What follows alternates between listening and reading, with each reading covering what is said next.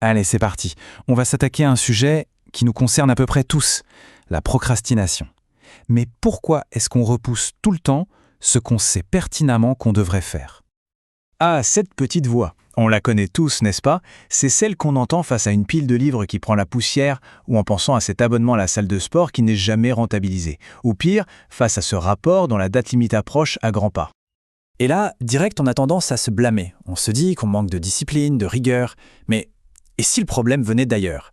Si au fond, ce n'était pas du tout une question de morale? Eh oui, c'est exactement ça. En fait, il faut voir les choses autrement. La procrastination, ce n'est pas une faiblesse de caractère, c'est un phénomène cérébral, une réaction tout à fait naturelle. Le cerveau essaye, à sa manière, de se protéger d'une situation qu'il perçoit comme désagréable ou menaçante. Ok, alors, pour gagner, on va faire comme dans un jeu vidéo. On va considérer la procrastination non pas comme un défaut, mais comme le boss de fin de niveau. Et comme tout bon boss, on peut étudier ses faiblesses, comprendre sa stratégie, pour finalement le battre. Première étape, comme dans tout bon jeu de stratégie, la reconnaissance. Pour vaincre l'adversaire, il faut comprendre ses tactiques. Justement, la science a identifié les caractéristiques communes qui transforment n'importe quelle tâche en une montagne ininfranchissable. Et ce qui est intéressant, c'est que des psychologues comme Timothy Pichil ont mis le doigt sur ces 5 traits.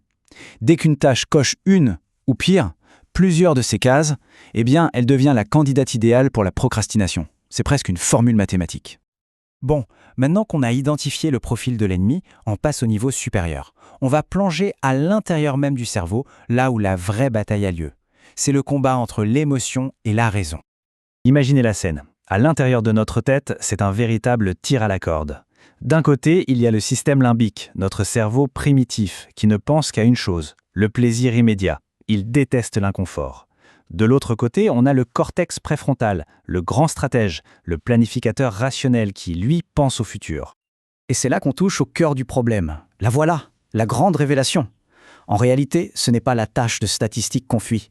C'est le sentiment d'ennui, de frustration ou d'anxiété qu'elle nous procure. On procrastine pour réguler une émotion négative, pour se sentir mieux. Là, maintenant, tout de suite. Et comme si ça ne suffisait pas, le cerveau a un autre petit défaut. Il est myope. C'est ce qu'on appelle l'actualisation temporelle. C'est un peu comme s'il préférait avoir 1 euro tout de suite, plutôt que 10 euros dans un an. Du coup, le petit plaisir instantané de regarder une vidéo lui paraît beaucoup plus précieux que la grande satisfaction de réussir un examen dans 6 mois. Et voilà comment le piège se referme. À chaque fois qu'on fuit une corvée pour faire un truc sympa, le cerveau nous récompense avec une petite décharge de dopamine, l'hormone du plaisir. Forcément, il apprend très vite la leçon. Fuite égale bien-être. Et plus on le fait, plus cette habitude s'ancre profondément. Ok, le constat est un peu rude, mais la bonne nouvelle, c'est qu'il existe des solutions concrètes, des stratégies qui s'appuient sur la science pour retourner complètement la situation. Alors, voici notre arsenal. 4 armes scientifiques. Et le point commun, c'est qu'elles ne reposent pas sur la pure volonté, mais sur une manière intelligente de déjouer les mécanismes mêmes du cerveau qui nous poussent à procrastiner. Première arme, la reconfiguration. L'idée est simple. Une tâche qui ressemble à une montagne, ça paralyse. Le but, c'est de la découper en étapes si petites, si ridicules, qu'il devient plus compliqué de ne pas les faire que de les faire. Prenons un exemple tout simple. L'objectif, lire 3 chapitres de statistiques, c'est un mur, ça fait peur. Mais poser le livre sur le bureau, c'est une brique, tout le monde peut faire ça.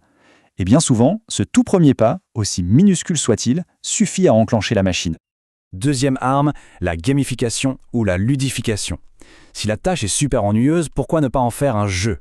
Il s'agit simplement d'ajouter des éléments ludiques à des activités qui n'en ont pas, pour venir titiller le système de récompense du cerveau. Par exemple, on peut s'imaginer gagner des points d'expérience pour chaque chapitre terminé, se lancer des défis chronométrés pour battre son propre record, ou même utiliser des applications qui transforment les habitudes en un jeu de rôle. L'idée, c'est de créer des récompenses immédiates. Alors là, attention, on sort l'artillerie lourde.